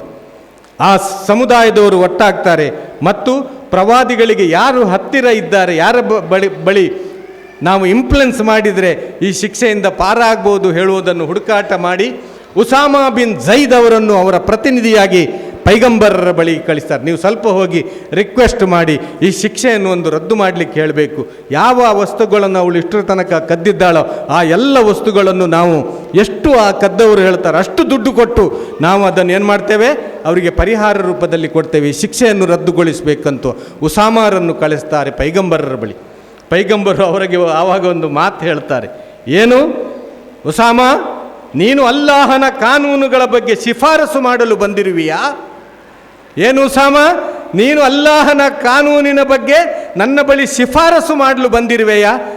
ನನ್ನ ಮಗಳು ಫಾತಿಮಾ ಕದ್ದರೂ ಕೂಡ ಅವಳ ಕೈ ಕಡಿಯುವಂತಹ ಶಿಕ್ಷೆ ಇವತ್ತು ಜಾರಿ ಮಾಡ್ತೇನೆ ಉಸಾಮಾ ಅಂತ ಆ ಪೈಗಂಬರರು ಹೇಳಿದರೆ ಅದು ನ್ಯಾಯದ ಬೇಡಿಕೆ. ಅದು ನ್ಯಾಯದ ಬೇಡಿಕೆ. ಇದು ಕೇವಲ ಪ್ರವಾದಿಯವರ ಕಾಲದಲ್ಲಿ ಮಾತ್ರ ಅಲ್ಲ. ಪ್ರವಾದಿಯ ನಂತರ ಹಜರತ್ ಅಲಿಯವರು ಖಲೀಫಾ ಆಗಿ ಬರ್ತಾರೆ. ಹಜರತ್ ಅಲಿಯವರ ಯುದ್ಧ ಕವಚ ಕಾಣೆ ಆಗ್ತದೆ. ಹಜರತ್ ಅಲಿಯವರ ಯುದ್ಧ ಕವಚ ಕಾಣೆ. ಖಲೀಫಾ ಅಂದರೆ ಆ ಕಾಲದ ಪ್ರಧಾನಿಯವರು. ಖಲೀಫಾ ಅಂದರೆ ಪ್ರಧಾನಿಗೆ ಖಲೀಫಾ ಹೇಳುವಂಥದ್ದು. ಆ ರಾಷ್ಟ್ರದ ಮುಖ್ಯಸ್ಥರು ಅವರು. ಅವರ ಅಡಿಯಲ್ಲಿ ಬಹಳಷ್ಟು ಗವರ್ನರ್ಸ್ಗಳು ಇರ್ತಾ ಇದ್ರು. ಮುಖ್ಯಮಂತ್ರಿ ಅಂತ ಹೇಳಿ ಇರಲಿಲ್ಲ, ಗವರ್ನರ್ಸ್ಗಳು ಇರ್ತಾ ಇದ್ರು. ರಾಷ್ಟ್ರಪತಿ ಸ್ಥಾನಮಾನ ಅದು ಖಲೀಫಾ ಅಂದ್ರೆ. ಅವರ ಯುದ್ಧ ಉಡುಪು ಕಳುವಾಗ್ತದೆ. ಆ ಯುದ್ಧ ಉಡುಪು ಕಳುವಾದದ್ದು ಅವರ ಮಗ ಮತ್ತು ಅವರ ಸೇವಕ ಕಾಣ್ತಾರೆ ಕದ್ದುಕೊಂಡು ಹೋಗುವಂಥದ್ದು. ಖಲೀಫಾರಿಗೆ ಹೇಳ್ಬೋದಿತ್ತ ಯುದ್ಧ ಉಡುಪು ಕಳಿಸಿಕೊಡು, ಇಲ್ಲದೆ ನಿನಗೆ ಅರೆಸ್ಟ್ ಮಾಡ್ತೇನೆ ಅಂತ. ಖಲೀಫಾರು ಆ ಕೆಲಸ ಮಾಡುವುದಿಲ್ಲ, ಬದಲಾಗಿ ನ್ಯಾಯಾಲಯದ ಮೊರೆ ಹೋಗ್ತಾರೆ.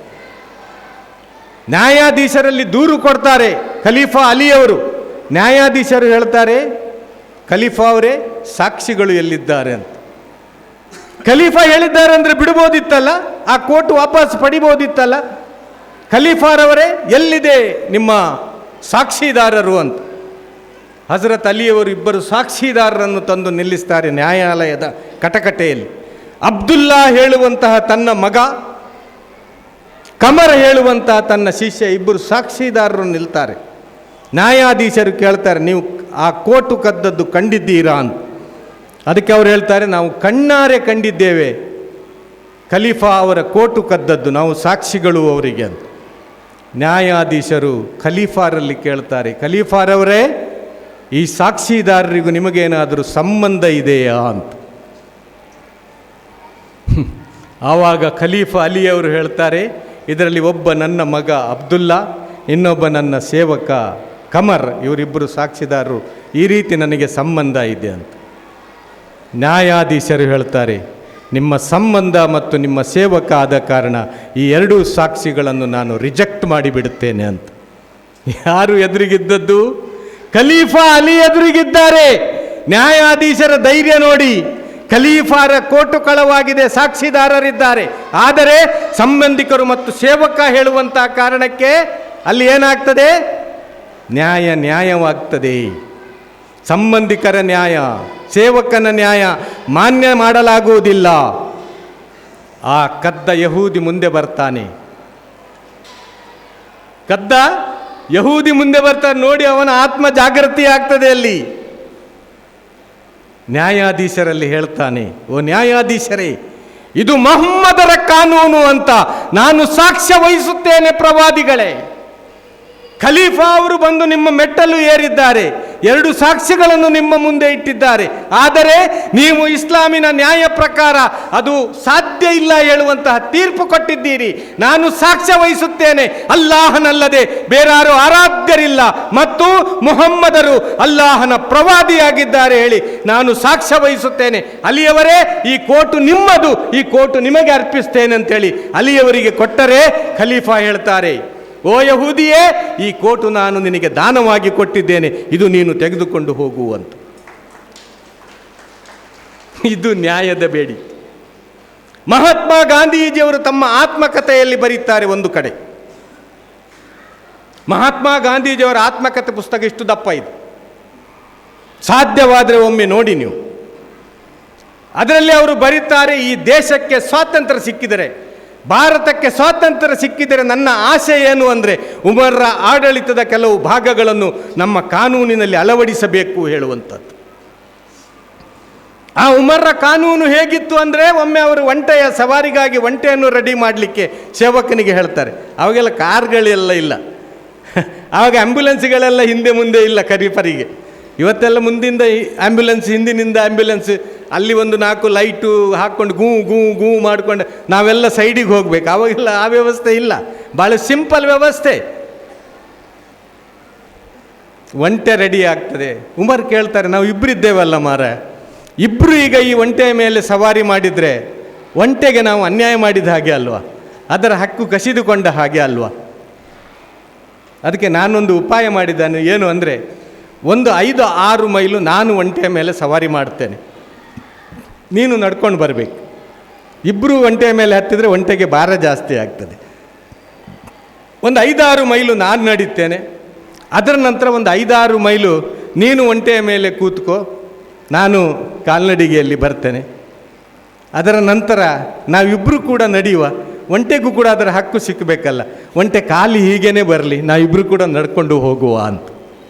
ಇದು ನ್ಯಾಯದ ಪರಿಕಲ್ಪನೆ, ಇದು ಹಕ್ಕಿನ ಪರಿಕಲ್ಪನೆ. ಇದು ನ್ಯಾಯ ಹೇಗೆ, ಹಕ್ಕು ಹೇಗೆ ಅಂತ.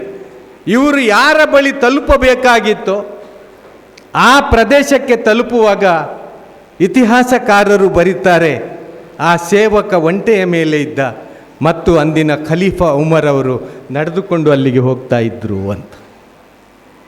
ಸೊ ಈ ನ್ಯಾಯ, ಅದು ನ್ಯಾಯ ಮರೀಚಿಕೆ ಆಗಬಾರ್ದು. ಆ ನ್ಯಾಯದ ಮೂಲಕವೇ ಈ ಜನ್ಮ ಸಾರ್ಥಕ ಆಗ್ತದೆ. ಅದೇ ರೀತಿಯಲ್ಲಿ ಉಮರ್ರ ಆಡಳಿತದಲ್ಲಿ ಅಮ್ರ್ ಬಿನ್ ಆಸ್ ಅವರನ್ನು ಒಂದು ಪ್ರದೇಶದ ಗವರ್ನರ್ ಆಗಿ ಉಮರ್ ಅವರು ಕಳಿಸ್ತಾರೆ. ಅಲ್ಲಿ ಅವರು ಗವರ್ನರ್ ಆಗಿ ಹೋಗಿ ಸ್ವಲ್ಪ ಸಮಯದಲ್ಲೇ ಅಲ್ಲಿಯ ಮುಸ್ಲಿಮರು ಒಂದು ಮನವಿ ಅಲ್ಲಿಯ ಗವರ್ನರ್ ಸಾಹೇಬರಿಗೆ ಕೊಡ್ತಾರೆ. ಆ ಮನವಿಯಲ್ಲಿ ಏನಿತ್ತು ಅಂತೆ ಅಂದರೆ, ನಮ್ಮಲ್ಲಿ ಮುಸ್ಲಿಂ ಜನಸಂಖ್ಯೆ ಜಾಸ್ತಿ ಇದೆ, ನಮಗೆ ಮಸೀದಿಯಲ್ಲಿ ನಮಾಜ್ ಮಾಡಲಿಕ್ಕೆ ಜಾಗದ ಅವಕಾಶ ಇಲ್ಲ, ಮಳೆ ಬಿಸಿಲಿಗೆಲ್ಲ ತುಂಬ ಕಷ್ಟ ಆಗ್ತದೆ. ಆ ಕಾಲದಲ್ಲಿ ಮಹಿಳೆಯರು ಕೂಡ ನಮಾಜಿಗೆ ಮಸೀದಿಗೆ ಬರ್ತಿದ್ರು. ಇವತ್ತು ಮಹಿಳೆಯರನ್ನು ನಮಾಜಿಗೆ ಬರಲಿಕ್ಕೆ ನಾವೇ ಬಿಡುತ್ತಾ ಇಲ್ಲ. ಪ್ರವಾದಿಯವರ ಕಾಲದಲ್ಲಿ ಪುರುಷರು ಮುಂದೆ ಇದ್ದರೆ ಮಕ್ಕಳು ಅವರ ಹಿಂದೆ ಇರ್ತಿದ್ರು, ಕೊನೆಯ ಸಾಲುಗಳಲ್ಲಿ ಮಹಿಳೆಯರು ಇರ್ತಿದ್ರು. ಇದಕ್ಕೆ ಅವಕಾಶ ಪ್ರವಾದಿಗಳು ಕಲ್ಪಿಸಿದರು. ಒತ್ತಾಯ ಇರಲಿಲ್ಲ. ಪುರುಷರಿಗೆ ಒತ್ತಾಯ ಇದೆ, 5 ಹೊತ್ತು ನೀವು ಬಂದು ನಮಾಜ್ ಮಸೀದಿಯಲ್ಲೇ ಮಾಡಬೇಕು ಅಂತ. ಮಹಿಳೆಯರಿಗೆ ಒತ್ತಾಯ ಇಲ್ಲ, ನೀವು ಸಾಧ್ಯ ಇದ್ದರೆ ಮಸೀದಿಗೆ ಬರ್ಬೋದು, ಇಲ್ಲದಿದ್ದರೆ ಮನೆಯಲ್ಲೇ ನೀವು ನಮಾಜ್ ನಿರ್ವಹಿಸ್ಬೋದು. ಮನೆಯಲ್ಲಿ ನಮಾಜ್ ನಿರ್ವಹಿಸೋದು ಬಹಳ ಸುಲಭ. ಅದು ಯಾವಾಗ ನಮಗೆ ಗೊತ್ತಾಯಿತು ಅಂದರೆ ಕೊರೋನಾ ಕಾಲದಲ್ಲಿ ಮಸೀದಿಗಳಿಗೆ ದೇವಸ್ಥಾನಗಳಿಗೆಲ್ಲ ಲಾಕ್ ಮಾಡಲಾಗಿತ್ತು. 5 ಜನರಿಗಿಂತ ಹೆಚ್ಚು ಹೋಗಲಿಕ್ಕೆ ಅಲ್ಲಿ ಅವಕಾಶ ಇರಲಿಲ್ಲ. ಮನೆಯಲ್ಲೇ ನಮಾಜ್ ಮಾಡಲಿಕ್ಕೆ ಬಹಳ ಆರಾಮ, ಉಟ್ಟ ಬಟ್ಟೆಯಲ್ಲೇ ನಮಾಜ್ ಮಾಡ್ಕೊಳ್ಬೋದು. ಮಸೀದಿಗೆ ಹೋಗೋದಂದರೆ ಸ್ವಲ್ಪ ಎಲ್ಲ ಫ್ರೆಶ್ ಗಿಶ್ ಆಗಿ ಬೇರೆ ಬಟ್ಟೆ ಎಲ್ಲ ತೊಡಬೇಕು. ಒಂದು 10-100 ಜನರ ಮುಂದೆ ಸೇರುವಾಗ ಹಾಗೆ ಹೋಗಲಿಕ್ಕಾಗೋದು ಭಾಳ ಸುಲಭದ ಕೆಲಸ. ಆದರೂ ನಮ್ಮ ಮಸೀದಿಗಳಲ್ಲಿ ಭಾಳಷ್ಟು ಕಡೆಗಳಲ್ಲಿ ಈಗ ಮಹಿಳೆಯರಿಗೂ ಕೂಡ ನಮಾಜಿನ ವ್ಯವಸ್ಥೆ ಮಾಡಿದ್ದಾರೆ. ಅದೊಂದು ಬೇರೆ ಚಾಪ್ಟರ್. ಅದು ಅವರಿಗೆ ಅವಕಾಶವನ್ನು ಅವರು ನೀಡಿದ್ದಾರೆ. ಆ ಅವಕಾಶವನ್ನು ಮಹಿಳೆಯರು ಬಳಸಿಕೊಳ್ತಾ ಇದ್ದಾರೆ. ಸೊ ಆ ಸಂದರ್ಭದಲ್ಲಿ ಜಾಗ ಕಡಿಮೆ ಆಗ್ತದೆ. ಅಮ್ರ್ ಬಿನ್ ಆಸ್ರಿಗೆ ಮನವಿಯ ಮೇಲೆ ಮನವಿ ಮಾಡ್ತಾರೆ. ಜನರು ಆವಾಗ ಬಂದು ನಮ್ಗೆ ಏನಾದರೂ ಒಂದು ವ್ಯವಸ್ಥೆ ಮಾಡಿ ಕೊಡಬೇಕು ಅಂತ ಹೇಳಿ. ಅಲ್ಲಿದ್ದ ತೊಡಕು ಏನು ಅಂದರೆ ಅದರ ಸಮೀಪ ಯಾವುದೇ ಜಾಗ ಇರಲಿಲ್ಲ. ಅಲ್ಲಿ ಒಂದು ಜಾಗ ಇತ್ತು, ಒಂದು ಮುದುಕಿಯ ಮನೆ ಇತ್ತು. ಅದರಲ್ಲಿ ಒಂದು ಮುದುಕಿಯ ಮನೆ ಇತ್ತು ಮತ್ತು ಅಲ್ಲಿ ಜಾಗ ಇತ್ತು. ಇವರು ಆ ಗವರ್ನರ್ ಬಳಿ ಹೇಳ್ತಾರೆ, ಅಮ್ರ್ ಬಿನ್ ಆಸ್ ಅವರೇ, ಆ ಸರಕಾರದ ಬೊಕ್ಕಸದಿಂದ ಆ ಮಹಿಳೆಗೆ ಒಂದು ಜಾಗ ತೆಗೆದು ಅವು ಬೇರೆ ಒಂದು ಕಡೆ ಮನೆ ನಿರ್ಮಾಣ ಮಾಡಿ ಕೊಟ್ಟರೆ ಆ ಜಾಗ ನಮಗೆ ಸಿಗುವ ಸಾಧ್ಯತೆ ಉಂಟು ಅಂತೇಳಿ ಹೇಳ್ತಾರೆ. ಆ ಮಹಿಳೆಗೆ ಅದರ ಒಪ್ಪಿಗೆ ಇರುವುದಿಲ್ಲ. ಆದರೂ ಗವರ್ನರ್ ಸಾಹೇಬರು ಹೇಳ್ತಾ ಇದ್ದಾರಲ್ಲ ಅಂತೇಳಿ ಒಪ್ಪಿಕೊಂಡು ಆ ಜಾಗ ಮಸೀದಿಗೆ ಕೊಟ್ಟು ಬೇರೆ ಸರಕಾರದಿಂದ ನಿರ್ಮಾಣವಾದಂತಹ ಸ್ವಲ್ಪ ದೂರದ ಕಡೆ ಅವರು ಮನೆ ಶಿಫ್ಟ್ ಮಾಡ್ತಾರೆ. ಸೊ ಆ ಮುದುಕಿಗೆ ಏನಾಗ್ತದೆ ಅಂದರೆ ಬರ್ತಾ ಶಾಂತಿ ನೆಮ್ಮದಿ ಹೇಳುವಂಥದ್ದು ಕಡಿಮೆ ಆಗ್ತದೆ. ಅಂದರೆ ಎಲ್ಲಿ ನಾನು ಹುಟ್ಟಿ ಎಲ್ಲಿ ನಾನು ಬಾಳಿ ಬದುಕಿದ್ದೇನೋ ಆ ಜಾಗದ ಬಗ್ಗೆ ನನಗೊಂದು ಅಟ್ಯಾಚ್ಮೆಂಟ್ ಹೇಳುವಂಥದ್ದು ಇರ್ತದೆ. ನಾವು ಎಲ್ಲಿ ಹುಟ್ಟಿದೆವೋ ಅಲ್ಲಿ ಒಂದು ಅಟ್ಯಾಚ್ಮೆಂಟ್ ಹೇಳುವಂಥದ್ದು ಇರ್ತದೆ. ಆ ಮುದುಕಿಗೆ ಕಸಿವಿಸಿ ಆಗ್ತದೆ, ನಾನು ಯಾಕಪ್ಪ ಒಪ್ಪಿಕೊಂಡೆ ಅಂಥೇಳಿ ಆಗ್ತದೆ. ಇದಕ್ಕೆ ಈಗ ಏನು ಪರಿಹಾರವೂ ಇಲ್ಲ, ಯಾಕಂದರೆ ಮಸೀದಿಯ ನಿರ್ಮಾಣ ಆಗಿ ಹೋಗಿದೆ. 100 ಜನ ಬಂದು ಅಲ್ಲಿ ನಮಾಜ್ ನಿರ್ವಹಿಸ್ತಾ ಕೂಡ ಇದ್ದಾರೆ. ಏನು ಮಾಡಲಿ ಅಂಥೇಳಿ ಬಹಳ ಚಿಂತಿತರಾಗಿದ್ದಾಗ ಯಾರೋ ಆ ಮುದುಕಿಗೆ ಹೇಳ್ತಾರೆ, ನೀನು ಈ ದೂರನ್ನು ಉಮರ್ರ ಬಳಿ ಕೊಟ್ಟರೆ ಅವರು ನ್ಯಾಯವಂತ ಖಲೀಫಾ, ಅವರು ನಿನಗೆ ಪರಿಹಾರ ಕೊಡ್ಬೋದು ಅಂಥೇಳಿ ಯಾರೋ ಒಂದು ಸಜೆಸ್ಟ್ ಮಾಡ್ತಾರೆ.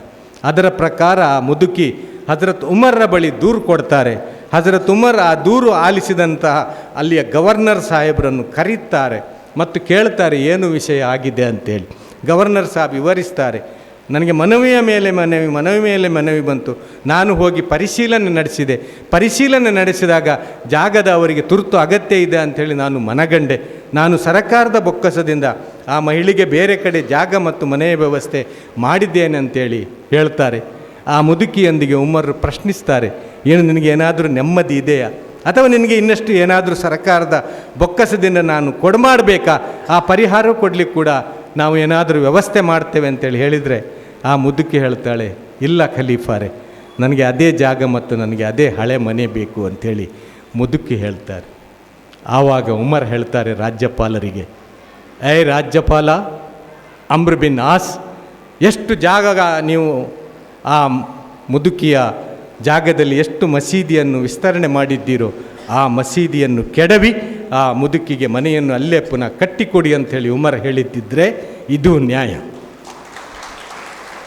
ಒಂದು ಮುದುಕಿಯ ಆಸೆಯನ್ನು ನೆರವೇರಿಸಲಿಕ್ಕೆ ಅವಳ ಜಾಗವನ್ನು ಪುನರಿಪಿ ಅವಳಿಗೆ ಕೊಟ್ಟು ನ್ಯಾಯವನ್ನು ಸ್ಥಾಪಿಸಿದಂತಹ ಖಲೀಫಾ ಈ ಜಗತ್ತಿನಲ್ಲಿ ಆಗಿ ಹೋಗಿದ್ರೆ ಅದು ಉಮರ್ ಅಂಥೇಳಿ ಬಹಳ ಗರ್ವದಿಂದ ಹೇಳ್ಬೋದು ನಾವು. ಇದು ನ್ಯಾಯ, ಇದು ನ್ಯಾಯದ ಬೇಡಿಕೆ. ಕೇವಲ ಆಕಾಶ ಲೋಕದಲ್ಲಿ ಮಾತ್ರ ಅಲ್ಲ, ನಮ್ಮ ಈ ಲೋಕದಲ್ಲಿಯೂ ಕೂಡ ನ್ಯಾಯ ಬರಬೇಕು. ನಮ್ಮ ಮನೆಯಲ್ಲಿ ನ್ಯಾಯ ಬರಬೇಕು, ನಮ್ಮ ಮಕ್ಕಳಲ್ಲಿ ನ್ಯಾಯ ಮಾಡಬೇಕು. ಗಂಡು ಹೆಣ್ಣಿಗೆ ಭೇದ ಭಾವಿಸುವಂಥದ್ದಲ್ಲ. ಸಂಪಾದನೆ ಮಾಡುವವನಿಗೆ ಜಾಸ್ತಿ ಪ್ರೀತಿ, ಸಂಪಾದನೆ ಇಲ್ಲದವನಿಗೆ ಕಡಿಮೆ ಪ್ರೀತಿ ಅಲ್ಲ. ಅದು ನ್ಯಾಯದ ಬೇಡಿಕೆ ಅಲ್ಲ.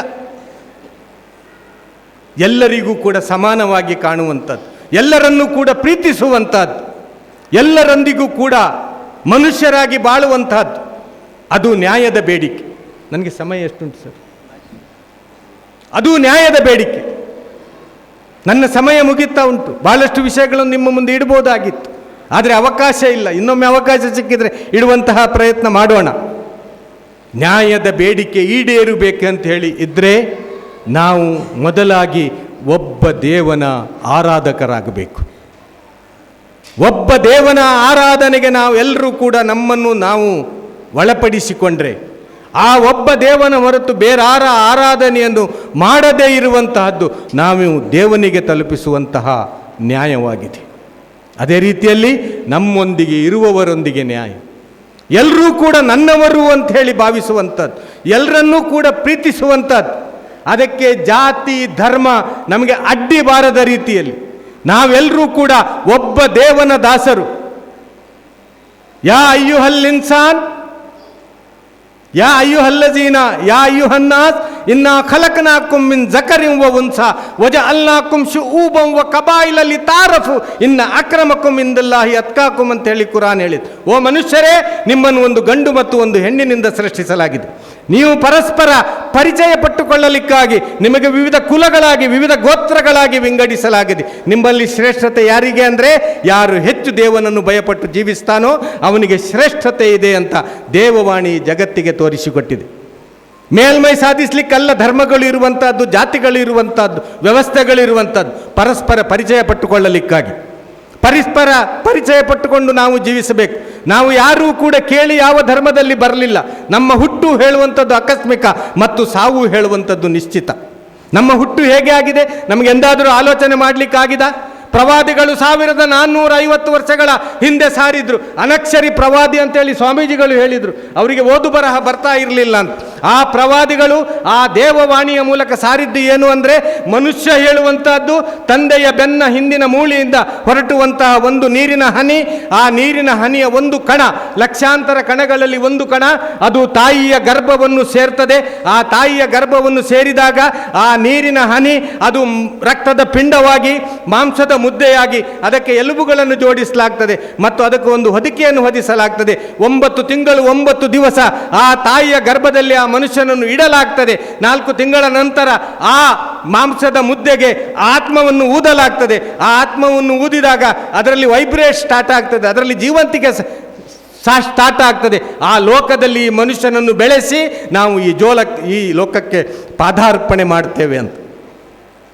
ನಾವೆಲ್ಲ ಬೆಳೆದದ್ದು ಆ ತಾಯಿಯ ಗರ್ಭ ಹೇಳುವಂತಹ ಕಾರ್ಖಾನೆಯಲ್ಲಿ. ಇವರೆಲ್ಲರೂ ಕೂಡ ನಮ್ಮ ಮಾತೆಯರು, ಇವರು ನಮ್ಮ ಸಹೋದರಿಯರು. ಆ ಮಾತೆಯ ಗರ್ಭದಿಂದ ಮನುಷ್ಯ ಜಗತ್ತಿಗೆ ಬರುವಂತಹದ್ದು. ಪ್ರವಾದಿಗಳು 1450 ವರ್ಷಗಳ ಹಿಂದೆ ಸಾರಿದ್ರು. ಈ ಜಗತ್ತನ್ನು ಕಾಣುತ್ತಿರುವಂತಹ ಈ ಕಣ್ಣು, ಈ ಜಗತ್ತನ್ನು ಕೇಳುತ್ತಿರುವಂತಹ ಈ ಕಿವಿ, ಈ ಜಗತ್ತಿನೊಂದಿಗೆ ಸಂಭಾಷಣೆ ನಡೆಯುವ ಈ ನಾಲಿಗೆ, ಇದೆಲ್ಲ ಸೃಷ್ಟಿಯಾದದ್ದು ಎಲ್ಲಿ? ತಾಯಿ ಹೇಳುವಂತಹ ಕತ್ತಲ ಕೋಣೆಯಲ್ಲಿ, ಆ ಗರ್ಭದ ಕತ್ತಲ ಕೋಣೆಯಲ್ಲಿ. ಅಲ್ಲಿ ಯಾವುದೇ ಲೈಟ್ಗಳಿರಲಿಲ್ಲ, ಅಲ್ಲಿ ಯಾವುದೇ ಉಪಕರಣಗಳಿಲ್ಲ. ಇದರಲ್ಲಿ ಯಾವುದಾದ್ರೂ ಒಂದು ಪಾರ್ಟ್ ರಿಪೇರಿಗೆ ಬಂದರೆ ಲೈಟ್ಗಳು ಬೇಕಾಗ್ತದೆ, ಉಪಕರಣಗಳು ಬೇಕಾಗ್ತದೆ, ಡಾಕ್ಟರ್ಸ್ಗಳು ಬೇಕಾಗ್ತಾರೆ. ಅಲ್ಲಿ ಯಾರೂ ಇರಲಿಲ್ಲ. ಆ ದೇವನನ್ನು ನಾವು ಮರೆತಿದ್ದೇವೆ. ಯಾವ ದೇವನು 9 ತಿಂಗಳು ಆ ಜಗತ್ತಿನಲ್ಲಿ ಇಟ್ಟು ಈ ಜಗತ್ತಿಗೆ ಪಾದಾರ್ಪಣೆ ಮಾಡಿದಾನೋ ಆ ದೇವನನ್ನು ನಾವು ಮರೆತದ್ದು ಇಲ್ಲಿ ನ್ಯಾಯ ಮರೀಚಿಕೆಯಾಗಲಿಕ್ಕೆ ಸಾಧ್ಯತೆಗಳಾಗಿವೆ. ಅದೇ ರೀತಿಯಲ್ಲಿ ಈ ಜಗತ್ತಿನ ನಂತರ ಇನ್ನೊಂದು ಜಗತ್ತಿಗೆ ಹೋಗಬೇಕಾಗಿದೆ. ಅಲ್ಲಿ ನ್ಯಾಯ ಸ್ಥಾಪನೆ ಆಗಬೇಕಾಗಿದೆ. ನಮ್ಮ ಈ ನ್ಯಾಯಾಲಯಗಳಿಂದ, ನಮ್ಮ ಈ ಪೊಲೀಸ್ ವ್ಯವಸ್ಥೆಯಿಂದ, ಈ ದುಡ್ಡಿನ ವ್ಯವಹಾರದಿಂದ, ಈ ಲಂಚತನದಿಂದ ಎಲ್ಲರಿಗೂ ಈ ಲೋಕದಲ್ಲಿ ನ್ಯಾಯ ಸಿಗುವುದಕ್ಕೆ ಸಾಧ್ಯ ಇಲ್ಲ. ದೇವನ ನ್ಯಾಯಾಲಯದಲ್ಲಿ ಮಾತ್ರ ಎಲ್ಲರಿಗೂ ನ್ಯಾಯ ಸಿಗಲಿಕ್ಕಿದೆ. ಆ ದೇವ ನ್ಯಾಯಾಲಯದಲ್ಲಿ ನ್ಯಾಯ ಇದೆ. ಅದಕ್ಕಾಗಿ ಏನು ಮಾಡಲಾಗಿದೆ? ನಮಗೆ ಮರಣವನ್ನು ಆವಿಷ್ಕರಿಸಲಾಗಿದೆ ಅಂತೇಳಿ ಹೇಳಲಾಗಿದೆ. ನಮಗೆಲ್ಲರಿಗೂ ಕೂಡ ಮರಣ ಬರ್ತದೆ. ನಾವು ಈ ಜಗತ್ತಿಗೆ ಒಮ್ಮೆ ಮಾತ್ರ ಬಂದಿದ್ದೇವೆ. ಇದಕ್ಕೆ ಮೊದಲು ಬರಲಿಲ್ಲ, ಇದರ ನಂತರವೂ ಬರಲಿಲ್ಲ. ಇದೇ ಫಸ್ಟ್, ಇದೇ ಲಾಸ್ಟ್. ಈ ಜಗತ್ತಿಗೆ ಪುನಃ ಬರಲಿಕ್ಕಿಲ್ಲ. ಒಮ್ಮೆ ಮಾತ್ರ ಒಂದು ಅವಕಾಶ. ಯಾವ ರೀತಿ ತಾಯಿಯ ಗರ್ಭದಿಂದ ಈ ಜಗತ್ತಿಗೆ ಬಂದಿದ್ದೇವೋ ಈ ಜಗತ್ತಿನ ನಂತರ ಇನ್ನೊಂದು ಜಗತ್ತು ಬರಲಿಕ್ಕಿದೆ. ಅದು ಕರ್ಮವನ್ನು ಉಣ್ಣುವಂತಹ ಜಗತ್ತು. ಎಲ್ಲ ದಾರ್ಶನಿಕರು ಬೋಧಿಸಿದಂತಹ ಬೋಧನೆ, ಎಲ್ಲ ಧರ್ಮಗಳು ಸಾರಿದಂತಹ ಸಾಲ, ಎಲ್ಲ ಧರ್ಮಗಳು ಜಗತ್ತಿಗೆ ನೀಡಿದಂತಹ ಉಪದೇಶ ಏನು ಅಂದರೆ, ಈ ಜಗತ್ತಿನ ನಂತರ ಇನ್ನೊಂದು ಜಗತ್ತಿದೆ, ಅದು ಮುಕ್ತಾಯವಾಗದ ಜಗತ್ತು ಅಂತ. ಅದಕ್ಕೆ ಅಳಿಯಿಲ್ಲದ ಜಗತ್ತು ಅದು ಅಂತ. ಅದು ಕಾಲ ಇರುವಂತಹ ಜಗತ್ತು. ಅಲ್ಲಿ ಸ್ವರ್ಗ ನರಕಗಳ ತೀರ್ಮಾನವಾಗಲಿಕ್ಕಿದೆ. ಇಲ್ಲಿಯ ಕರ್ಮದ ಮೇಲೆ, ಜಾತಿಯ ಮೇಲೆ ಅಲ್ಲ, ಧರ್ಮದ ಮೇಲೆ ಅಲ್ಲ, ಬಣ್ಣದ ಮೇಲೆ ಅಲ್ಲ, ಗಡ್ಡ ಮೀಸೆ ಕುಂಕುಮ ವಿಭೂತಿಯ ಮೇಲೆ ಅಲ್ಲ, ಬದಲಾಗಿ ಕರ್ಮದ ಮೇಲೆ, ನಾವು ಮಾಡುವಂತಹ ಕರ್ಮದ ಮೇಲೆ ಅಲ್ಲಿ ವಿಚಾರಣೆ ನಡೀಲಿಕ್ಕಿದೆ. ನಮಗೆಲ್ಲರಿಗೂ ಕೂಡ ಹೋಗಿ ಆ ದೇವನ ಪಾದಾರವಿಂದಕ್ಕೆ ಹಾಜರಿ ಹಾಕಬೇಕಾಗಿದೆ. ನಾವೆಲ್ಲರೂ ಕೂಡ ಯಾವ ಜಾತಿ ಯಾವ ಧರ್ಮ ಇರಲಿ ಅದೇ ದೇವನ ಪಾದಾರವಿಂದಕ್ಕೆ ಹೋಗಿ ಹಾಜರಿ ಹಾಕಲಿಕ್ಕಿದೆ ಮತ್ತು ಅಲ್ಲಿ ವಿಚಾರಣೆಯ ನಂತರ ಸ್ವರ್ಗ ನರಕಗಳ ತೀರ್ಮಾನವಾಗಲಿಕ್ಕಿದೆ. ಆ ಜಗತ್ತಿಗಾಗಿ ಈ ಜಗತ್ತಿನಲ್ಲಿ ಬದುಕಲಿಕ್ಕೆ ನಮಗೆ ಕಳುಹಿಸಲಾಗಿದೆ. ಆ ಜಗತ್ತಿಗಾಗಿ ಈ ಜಗತ್ತಿಗೆ ಬದುಕಲಿಕ್ಕೆ ಕಳುಹಿಸಿದ್ದು, ಈ ಜಗತ್ತಿಗಾಗಿ ಅಲ್ಲ ಬದುಕಲಿಕ್ಕೆ ಕಳಿಸಿದ್ದು. ಕೊನೆಯ ಮಾತು ಏನು ಅಂದರೆ, ಪ್ರಾಣ ಪಕ್ಷಿ ಯಾವಾಗಲೂ ಹಾರಿ ಹೋಗ್ಬೋದು, ಅದಕ್ಕೆ ಯಾವುದೇ ಟೈಮಿನ ನಿಬಂಧನೆಗಳಿಲ್ಲ. ಇವತ್ತು ಬೆಳಿಗ್ಗೆ ಈ ಶರ್ಟಿಗೆ ನಾನು ಬಟನ್ ಹಾಕಿದ್ದೇನೆ. ಕಾರ್ಯಕ್ರಮ ನಡೆದ ನಂತರ ಪ್ರವಾಸ ಮಾಡಬೇಕು, ನೈಟ್ ಟೀ ಶರ್ಟ್ ಹಾಕಬೇಕಂತೇಳಿ ಇದ್ದೇನೆ. ಪ್ರವಾಸದಲ್ಲಿ ಸ್ವಲ್ಪ ಆರಾಮ ಸಿಗ್ತದೆ. ಈ ಶರ್ಟಿನ ಬಟನ್ ನಾನೇ ಕೀಳ್ತೇನೋ ಅಥವಾ ಬೇರೆಯವರು ಕೀಳ್ತಾರೋ ನನಗೂ ಗ್ಯಾರಂಟಿ ಇಲ್ಲ, ನಿಮಗೂ ಗ್ಯಾರಂಟಿ ಇಲ್ಲ. ಇದು ಸತ್ಯ, ಈ ಲೋಕದ ಸತ್ಯ ಅದು. ಇವತ್ತು ಬೆಳಿಗ್ಗೆ ತಂಬಿಗೆಯಿಂದ ಸ್ನಾನ ಮಾಡಿದ್ದೇನೆ. ಇವತ್ತು ಬೆಳಿಗ್ಗೆ ನಾನು ಯಾವ ಸರ್ ನಿಮ್ಮ ಡಿಸ್ಟಿಕ್, ರಾಯಚೂರಿನಲ್ಲಿದ್ದೆ. ನಾಳೆ ಬೆಳಿಗ್ಗೆ ಬದುಕಿಳಿದ್ರೆ ಬೆಂಗಳೂರಿಗೆ ಹೋಗಿ ಸ್ನಾನ ಮಾಡಬೇಕು. ಆ ಸ್ನಾನ ನಾನೇ ಮಾಡ್ತೇನೋ ಅಥವಾ ಬೇರೆಯವರು ನನಗೆ ಮಾಡಿಸ್ತಾರೋ, ನಾಳೆಯ ಸ್ನಾನದ ಗ್ಯಾರಂಟಿ ನನಗೂ ಇಲ್ಲ, ನಿಮಗೂ ಇಲ್ಲ.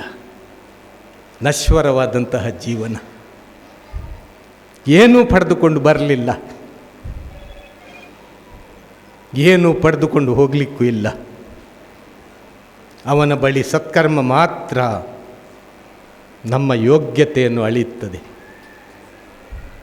ಸಿಕ್ಕಿದಂತಹ ಒಂದು ಜೀವನ ಸತ್ಕರ್ಮ ಮಾಡಿಕೊಂಡು ಬೇರೆಯವರಿಗೆ ಒಳ್ಳೆಯದನ್ನು ಬಯಸಿಕೊಂಡು ಸಾಧ್ಯವಾದರೆ ಉಪಕಾರವನ್ನು ಮಾಡಿಕೊಂಡು, ಸಾಧ್ಯವಾಗದೇ ಇದ್ದರೆ ಯಾರಿಗೂ ಕೂಡ ಉಪದ್ರ ಮಾಡದೆ ಕಣ್ಣೀರನ್ನು ಒರೆಸುವಂತಹ ಕೆಲಸ ಮಾಡಿ, ಮುಖದಲ್ಲಿ ನಗು ತರುವಂತಹ ಕೆಲಸ ಮಾಡಿ ಈ ಜಗತ್ತಿನಿಂದ ತೆರಳಿದರೆ, ಬರುವಾಗ ಈ ಜಗತ್ತಿಗೆ ಅಳತಾ ಬಂದಿದ್ದೆ, ನನ್ನ ಕುಟುಂಬ ನಗ್ತಾ ಇತ್ತು, ನಾನು ಹೋಗುವಾಗ